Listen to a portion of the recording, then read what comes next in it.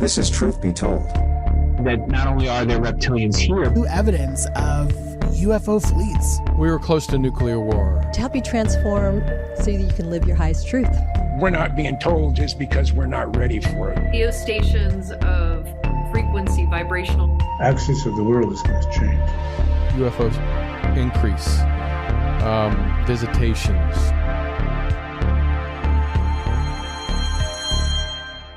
Magical influences on the Third Reich. Today we're going to be discussing with author Dr. Stephen Flowers, talking about how the occult influences of various Nazi figures such as Adolf Hitler, Albert Speer, Rudolf Hess, and many others, how it explains the rites, the runology of the National Socialism, and dimensions of the Nazi science, and how many of the sensationalist descriptions of Nazi satanic practices were initiated by church propaganda after the war. This should be a great topic. I'm sure we have lots of questions. I'm Tony Sweet. Let's welcome the one and only Dr. Stephen Flowers. Well, welcome, Dr. Flowers. How you doing? I'm doing very fine today. Awesome. Well, how are you doing? Good? I'm doing great. Listen, I'm doing great. It's great. Beautiful weather, and I don't know what the weather's like where you're from, but definitely I love this. I love the sunny, warmer weather. Well, we have no shortage of warm usually. Where are you at? Near Austin, Texas. Oh, okay. Yeah, I almost moved to Austin. But I'm excited to have you here. We're going to be talking about your book, The Occult and National Socialism. And I love the title, the subtitle, the Symbolic, Scientific, and Magical Influences of the Third Reich. And I am excited to have you here because I'm a lot of times I've interviewed people about, the Nazi regime and the Third Reich and Hitler. We didn't really touch on like the magic that they used in some of their, and so I found that very intriguing. So I'd really like to start off the interview by talking about how for years, Nazis and the occult, how there's kind of been a combination of the two together, and what is unique about the way you discuss the topic, and how did you first of all come about this topic of the occult and connecting it to the Nazi regime, Third Reich? Well, when I was a young person, just starting college, about that age, I was had been to Germany, studied German language, so forth, and had interest in all kinds of things about the occult, and that this was 1973, 72, something like that. And so I was interested, and a friend of mine said, I found this book, at the mall. It looks just like the kind of thing you'd be interested in. And that was The Spear of Destiny. And I read that, and I thought, this is fantastic, interesting, fascinating stuff. But it seems kind of odd and so forth. And so on, being able to read German, eventually I started doing real research into it and found out how this was just a load of nonsense as far as that goes. And eventually the author of that book actually was in a lawsuit, and wherein he had to actually admit that the whole book was a work of fiction based on historical characters, and he actually wanted to publish it as fiction, but the publisher said, no, we got to do it this way, and so forth. And but people believed a lot of the things in there, and I did more research and found out that there are things strange enough, but they are not the way he described them. And I went deeper and deeper for years studying this, reading about it, and so forth. So it became a kind of a pet project of mine. And a lot of people don't know what occult or occultism is. How do you define occultism? Right. That's one thing that I do in the book. I do define these terms. It's one of the things I do. I don't just use a term like Nazism or National Socialism and not define it, or occultism or magic and not define it. Just leave it up to the reader to kind of come up with their own notions. And I don't do that. And so occultism, according to scholarly definition, that's what I use, is a kind of knowledge which is has either been superseded or overcome by mainstream thinking, and so it becomes a hidden or an esoteric kind of knowledge, but it's outside the mainstream. For example, astrology versus astronomy. Right.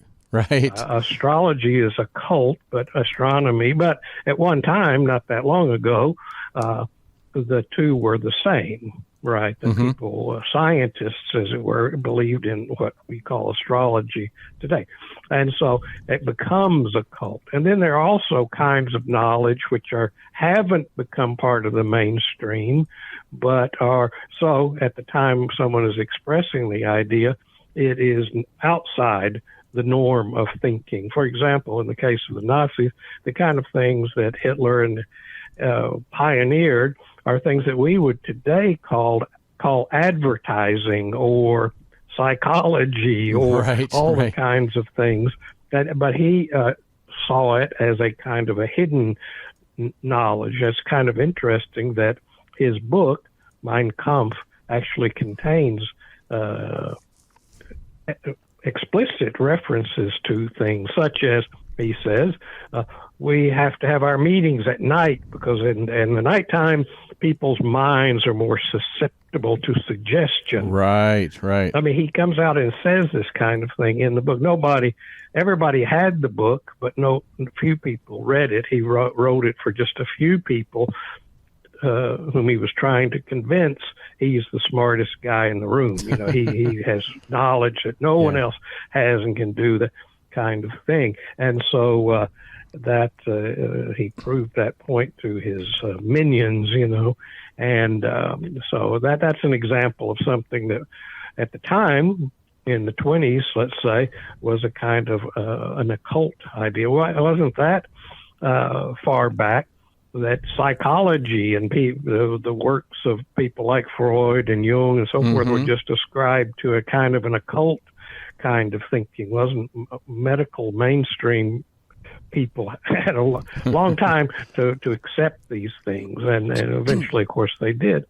So that's the kind of thing you have to sort of analyze and say, well, that is occult. And then there's certain things that are just always that way, you know, as far as magic is the application of some of these ideas, which is a form of communication whereby the will of an individual person or group of individuals exerts itself upon the environment or other individuals in ways that are not direct links to thought. You know, that it occurs in a hidden way, in a mysterious way. So that's what magic, as opposed to just occultism, which is just a kind of knowledge or theories and things of that nature. I always thought it was weird how occult versus a cult. Kind of. I think it plays with people's minds. So when you hear a cult, you instantly think of a cult, like very negative tone to the word. Is occult always in a negative fashion, or no? No, of course not. Yeah. No, it's just a neutral term. Yeah, that's what I think. It means that it's a hidden kind of knowledge that, and a cult is just, again, should be just used as a neutral term. The Catholic Church is certainly a cult, all religions and so forth are cults. A cult just means, in the Latin, the cultus is just the beliefs and rituals, etc., that belong to a group or even an individual that makes contact. Our word religion comes from the Latin religio, which you can see, re, and ligio is our word, like ligament and ligature. It's a connection. Right. The word literally means a reconnection with the world of the gods and such. So, and in Latin, it means as much magic by our definition today as it did religion, because people got things, they made things happen with these rituals, and so that was the religio, was a way of doing that. Now, let me ask you this: with Hitler and other people like Albert Speer and Rudolf Hess and Albert Rosenberg, a lot of people that were in the Nazi party or Nazi figures, who was the influence to kind of spreading the occult down to? Was it Hitler that actually spread this to other military figures, or was it somebody that passed it down to him and then he just kind of taken it to a different level? Right. Well, he was interested in such things to a certain extent.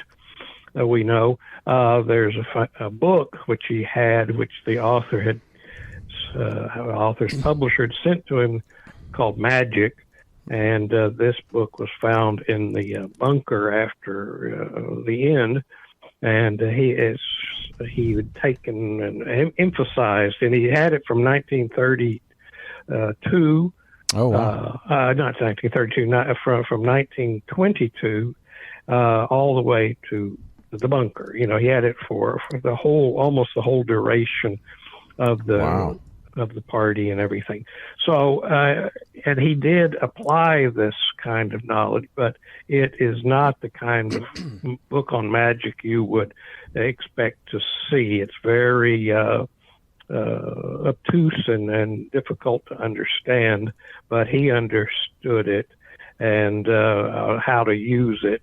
And this book exists. It's by Ernst Schertl.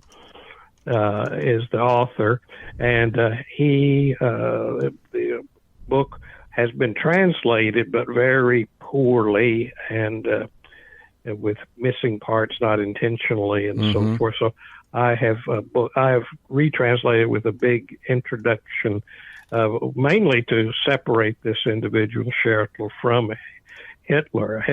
Schertl was a person in the Reform movement. It was involved in nudism, dance, the occult, all kinds of sexology and all kinds of things.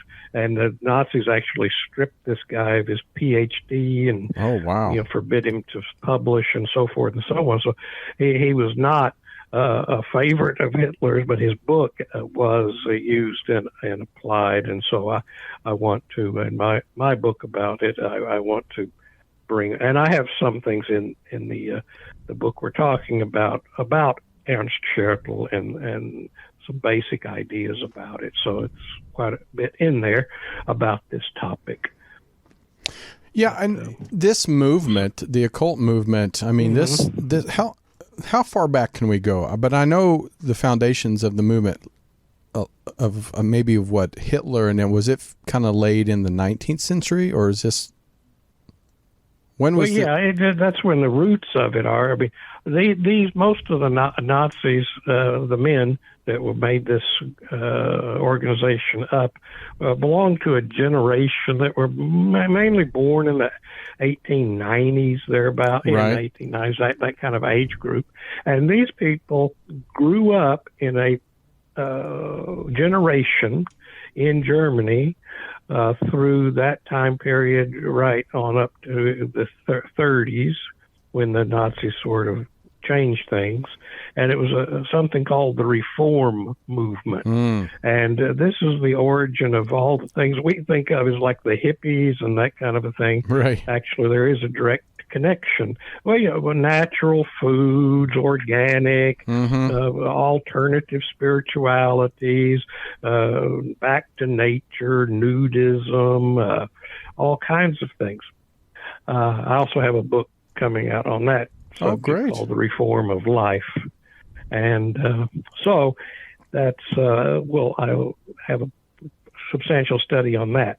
But these people, these Nazi people, they belong to that generation. So the way of thinking about things was something that was generational, except, of course, that the country had been subjected to trauma during the First World War and the aftermath of it.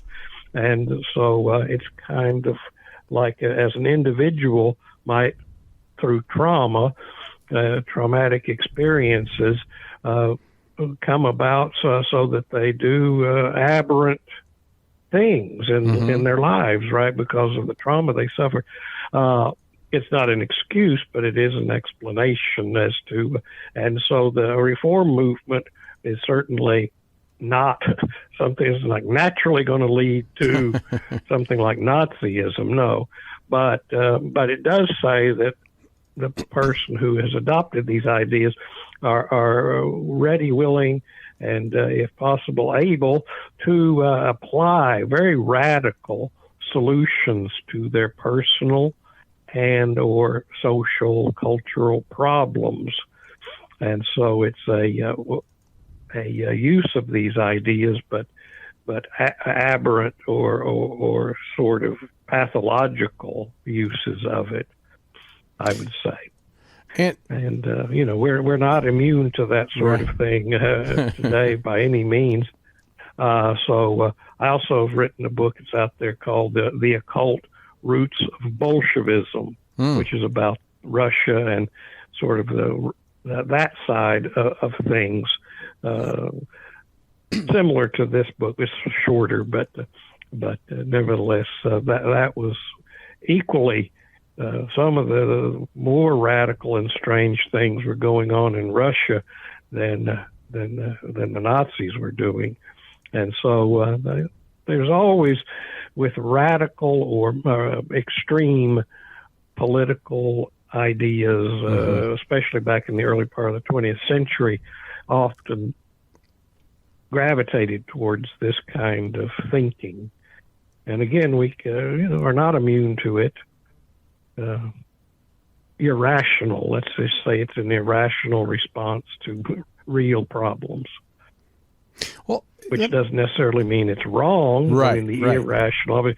But the romantic spirit says, well, we're not really rational beings. We like to think that we are, but most of the things that motivate us and really make us do the things we do are more emotion than they are thought, Well, let me ask you this. I know Hitler and many of the Nazi party, they were German Christians. But they also practice magic. So I'm curious, I can't imagine a lot of the Christians here in America at least admitting that they use magic.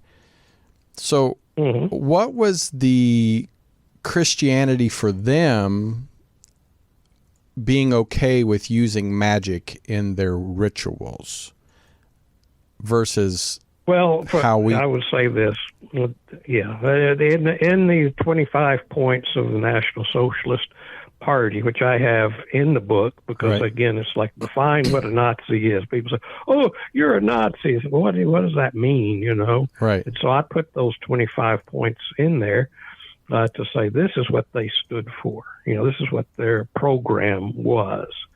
And as far as religion is concerned, this kind of Christianity is the only thing mentioned in there of a religious or spiritual nature. It says we ascribe to a positive Christianity. You would think that it means positive, like not negative, like it's a thing but that's not it. the word positive here is used in a philosophical way that means it is something which is rationally analyzed.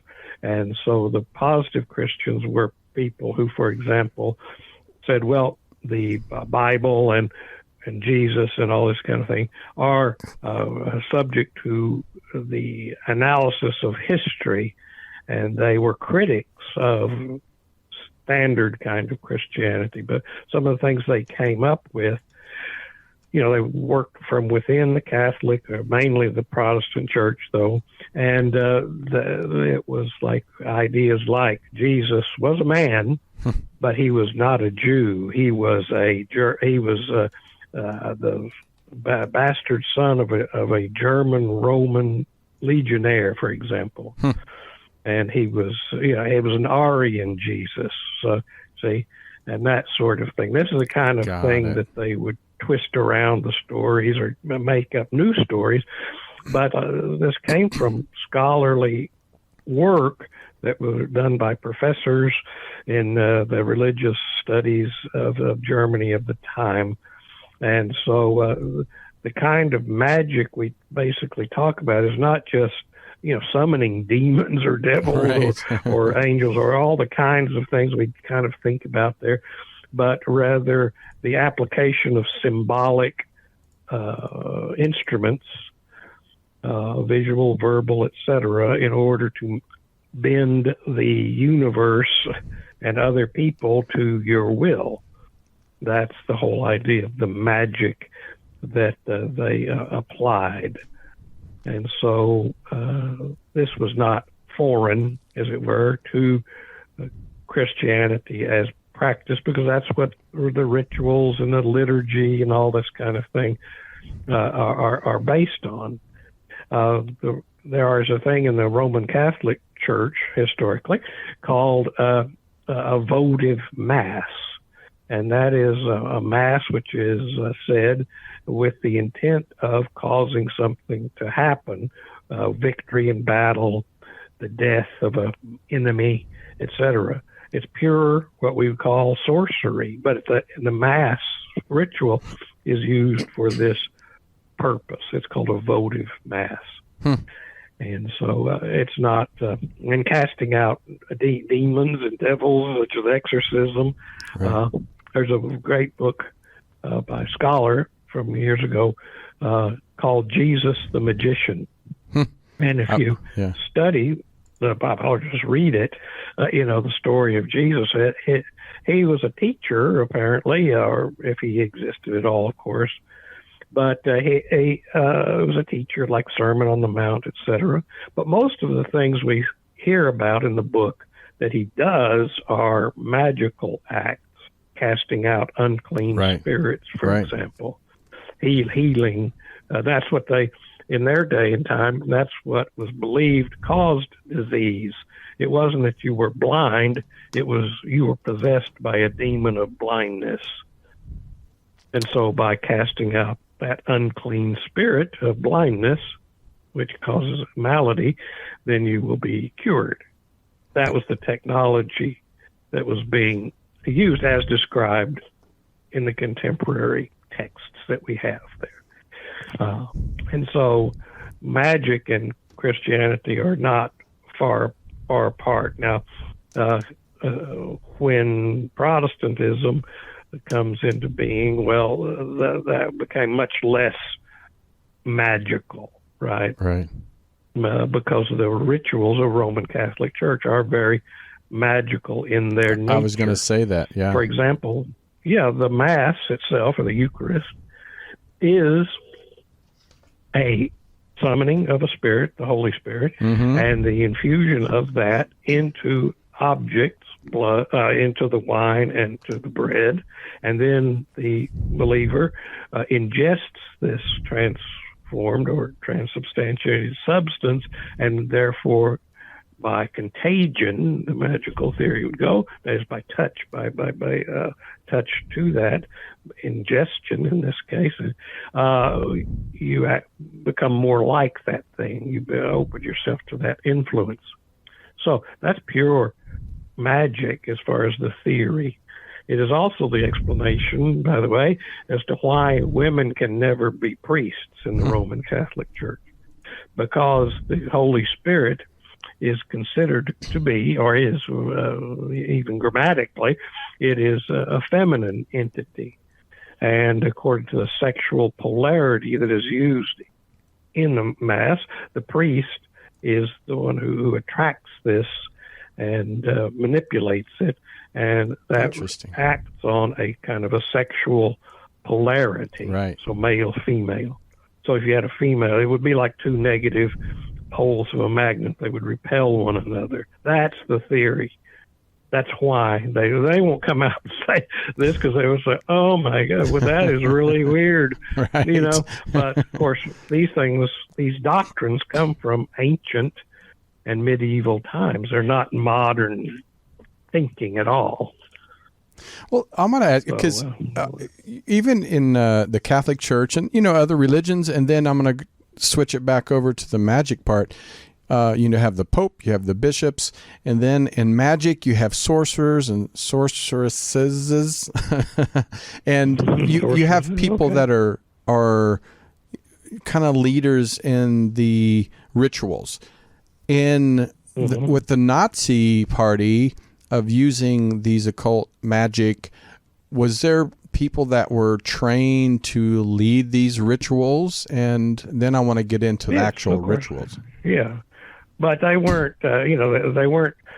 It is occult in our definition, and that's what I point out and study. Right. The rituals that they used, and they went right from the Hitler Youth, and there were prescribed rituals to be used. Mm-hmm. But of course, the whole point of all of them is solidarity to the group, obedience to the Führer, to the lead, motivation for battle and fighting, and so forth and so on. This is the one message that is being used to manipulate, if you will, the masses. This is the sorcery. But people are in the political hierarchy. They are trained or told, this is what you do in these meetings and so forth. The best example, it's recorded, where you can see this in action, is, for example, if you watch the film Triumph of the Will, right, which is a Nazi propaganda film. But there you see the rituals and how everything. I get into all this in the book of things that are ritualistic, such as the Hitler salute, which is not invented. It's a Roman salute. Mussolini used it, and that's Hitler filched it from him. But it's a Roman salute. And it was actually, I have a picture in the book of American school children saying the Pledge of Allegiance, giving that salute. That was the way it was done. It was not a hand over the heart originally, but rather that Roman salute, which is the outstretched arm. Oh, wow. And did that change after World War II? It's a Roman. Well, during World War II, and of course, because when that gesture became so identified with the Nazis, they said, we can't do that anymore, even though it had nothing to do with the Nazis or fascism or anything like that originally. It's a Roman thing. So they would, you see this even today, how people hit their chest, right? Mm-hmm. Hit their heart and then outstretch their arm. So it's a greeting from my heart to you.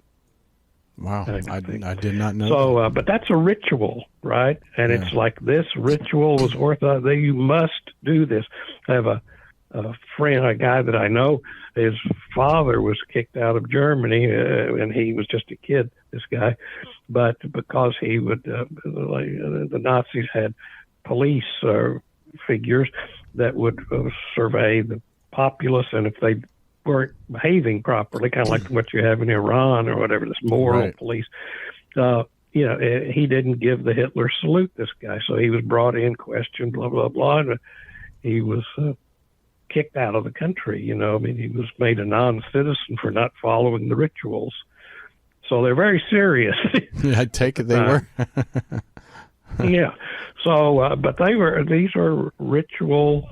The Heil Hitler salute, these mantras, if you will, these things that had to be said, these gestures that had to be made, and so forth and so on. These things were signals of power, pathways to power, consolidation, and manipulation of power. You see, Hitler not invented, but he designed the particular form of the swastika, you know, which is a universal and ancient symbol. But what he did, of course, is the colors he used were the colors, just the ancient patriotic colors of black, red, and white. White is the priesthood, black is the peasantry, and red are the warriors. That's what that means, and that's why the flags are in those colors. That's ancient stuff. But he used those colors, but the way he designed it and the tilting of the swastika making it look more dynamic, like it's turning. That particular design, that was what, of course, he was before he put on his income tax forms or whatever, what profession, you know, before he put absolute dictator of Germany, he put art. He was an artist. That was what his profession was in his own mind. And that's what he was really, was a designer, artist, right. You know, painted paintings of not landscapes so much as architectural cityscapes and things like that. That was what he was into. But he was a real designer, you know, in his mind, and he wanted to. That's why he was going to redesign the cities of Berlin and many others, just remake them, which was an old thing among a lot of people. Paris was just completely reconstructed, you know, in the 1600s, in the new style, the new way, and Roman emperors also would redesign the city of Rome in times of great wealth and power. Wow. And so he wanted to do that kind of thing. He also, of course, the man he admired most is a man you might not expect, but that would be Henry Ford. Really? Henry Ford was a virulent anti-Semite. He wrote a whole book, you know, it was a series of articles that he wrote for a newspaper up there in Michigan called The International Jew. And and then he put it out as a book. But Hitler admired him and took most of his ideas from him. And actually in his office, Hitler's office, he had a portrait behind him, not Bismarck or whatever you might expect, but Henry Ford. Now, this thing goes so far as to say, what? Henry Ford, what was he so good about? Well, he did that, this thing about the Jews and all that stuff, but he was also a maker of automobiles for the people, right, that anyone could afford. Right. That was what Henry Ford is known for. So Hitler wanted to do the same thing. So he designed his own car, and he named it the people's car, the Volkswagen. Oh, wow. I did not know that. Yeah. And the city where these cars were manufactured is called, even today, it's called Wolfsburg. And that was Hitler's code name, Wolf, the wolf. And so a lot of these things are just kind of, that's the kind of hidden things. Oh, boy, that's just kind of strange things about history that are right there. But I also include that kind of thing in my study here. So there's a lot of that sort of thing to be discovered in this book. But and saying that, what do you hope to accomplish by publishing this specific book? What do you want people to take away? Very good question. Yes. Well, one thing is to say bring logic and rationality to the subject. There's a whole huge body of literature which is nonsense, right? Either people don't actually believe it, they're just doing it intentionally to just make a buck, or that people have delusional ideas, but they're obsessed by them, like this Spear of Destiny and so forth I mentioned earlier, that sort of thing. And so I want to bring the light of reason to the subject. I have a whole annotated bibliography in the book where I run down all of the more well-known books in this kind of field and tell you what's good and bad about them. Right. But there's a lot of bad. It's just a lot of nonsense, you know. So I want to bring the light of reason to an obscure topic on the one hand, but also to, in a way, demystify the whole Nazi thing, in the sense that it's dangerous to think that there's something unique or special, you know, about the Nazis. You know, like, oh, they're, you know, well, yeah, this guy may be bad, but he's not a Nazi. Everybody's always trying to criticize their political opponents by calling him Hitler, or, you know, or saying neo-Nazi, et cetera. That makes it sound like that is something that is unique in history. But really, the only thing that's unique about the Nazis, which is a significant thing, is the style with which they did it. Right. For example, you've heard of Hugo Boss, right? Of course. The designer. Okay. He designed all the Nazi uniforms. The SS uniform was designed by him. And so they got this kind of thing. Or Ferdinand Porsche designed many of their tanks, which was a bad thing, because he made these beautiful works of engineering, you know, these tanks, but they had unique parts in them and things. And it was like when you get on the battlefield, something breaks and you have to have an artist practically replace them, as opposed to the way the Soviets just said, get me those Stalin tanks, T-34, whatever they're called. You know, they were interchangeable parts. If something breaks down, you can just cannibalize others, and so forth and so on. It's very pragmatic and so forth. But the thing is that the Nazi whole aesthetic, everything they did was done with some kind of style and connection to mythic kinds of symbolism and so forth and so on. That doesn't make the crimes they committed more or less what those were. Right. But when then people see it, even the swastika, etc., the magic that the spell they cast still works. You know, people are still fascinated by it, still drawn into it. But I want people in this book, my point is to say that's what's going on. Don't be fooled by the spell. You know, their crimes are what they were. They are gangsters, and everybody's the same. You see all kinds of political, and again, we're not far away from it ourselves. Politicians are generally some kind of gangster. That is, they are really into this thing for getting power and control for themselves, personally. Causes, philosophies, ideologies, that's all just window dressing for my real purpose, which is to get the goodies and keep them. Yeah, I agree. You know?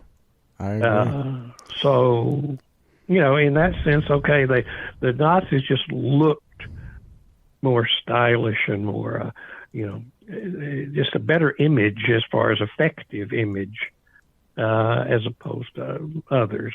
But what's really going on, stripped of all that, is what you want to look at. And so then it becomes easier to identify that sort of thing in your environment today.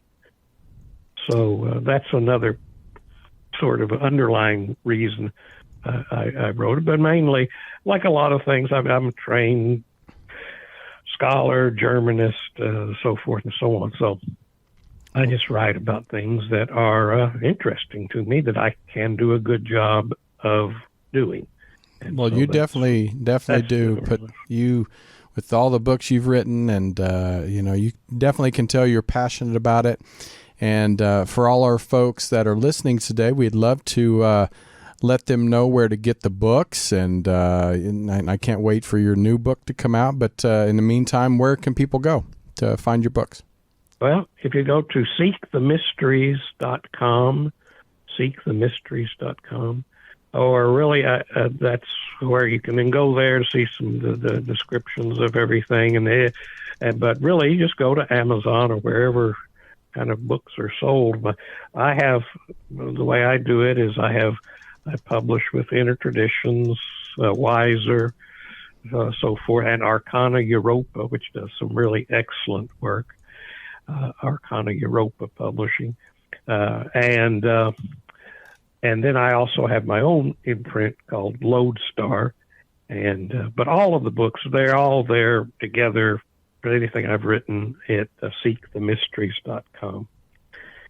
Well, this is great. I have a Substack sort of thing. I just started Stephen Edred Flowers Substack. And I put out a lot of nice all kinds of stuff. I just started that. And you stay busy. Yeah, I stay busy. Well, I stay busy. Yeah. I love it. I was lucky to be able to. The thing I would do if no one paid me, the kind of thing I would do if just for fun, is I figured out a way to kind of make a living at doing what I find fun to do. So, that's when it doesn't. That's what they say is it's not work when you love what you do. So yeah, there you go. Play, but it is. It's. You have to. There are aspects of the life that are not pleasant or not things I really like to do, right? Such as, all the technology and the this, that, all the details and that sort of thing. But that's part of the deal. So you got to do that stuff too. Well, we thank you for being on the show. We'll definitely have to have you back when your next book comes out. Please go get the book, The Occult and National Socialism, the Symbolic, Scientific, and Magical Influences on the Third Reich. And go to seekthemystery.com and pick up the mysteries. It's a plural. Oh, got it. Mysteries. Got it. Seekthemysteries.com. Mysteries. Well, there you go. So make sure you pick up the books, and we want to help support Dr. Flowers, and we can't wait to have you back. Yeah, well, I would love it. I would love it too. I would love it too. Yeah. All right, everybody. I'll let you know what's happening. No, please keep in touch. Please keep in touch, and and everybody, please, thank you for tuning in, leaving us comments, sharing this show. And once again, thank you for supporting us and liking and following us. And until next time, I'm Tony Sweet with Truth Be Told.